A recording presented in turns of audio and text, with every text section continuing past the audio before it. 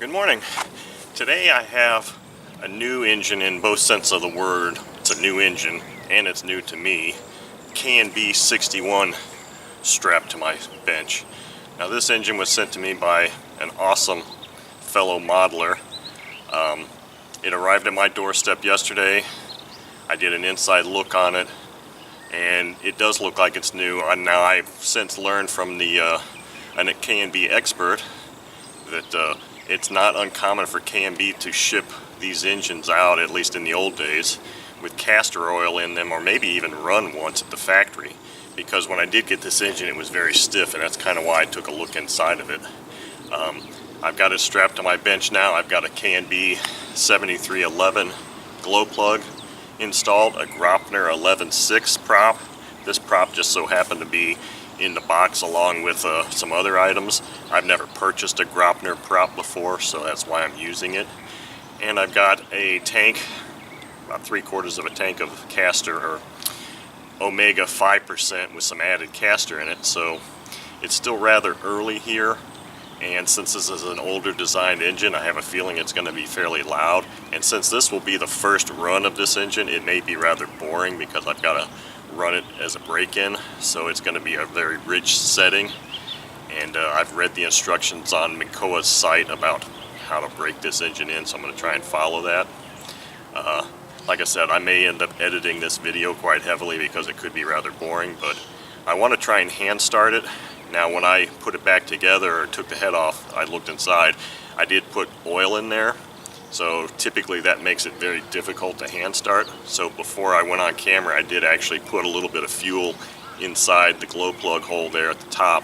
So maybe it'll pop off, maybe not. I may end up having to use the electric starter on it, but enough of me talking about it. Let's get to doing it.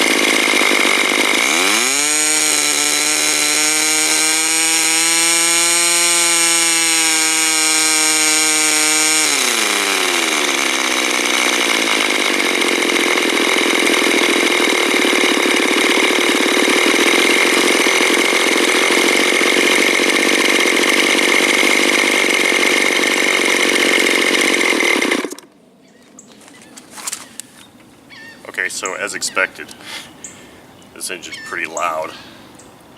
So obviously I didn't run it for very long. I did get it up to operating temperature. Now the instructions on Mikoa's site said for this engine to run it at full throttle, very rich, for 10 minutes and then let it idle at about 3,500 for a minute or so, and then keep alternating doing that. Because of the sound and the loudness of this engine, I wasn't running it at full throttle, but I did keep it really rich there. My tach was having some issues with the sun angle, and it was giving some incorrect readings at low end there, maybe even at high end, so I kind of had to stand and put my shadow over that so that it would be a little bit more accurate. So some of those readings you're seeing when the sun is on that are not correct. I mean, when it was idling, it was saying 6,000 RPM, and I know it wasn't idling that high. I'll fire this engine up again and run it some more when it's a little bit later in the morning this afternoon sometime, so I don't offend too many more people. But anyway, you could see it did hand start rather easily with that fuel put on top of the glow, and pretty cool engine so far. I really like it, so thank you for watching.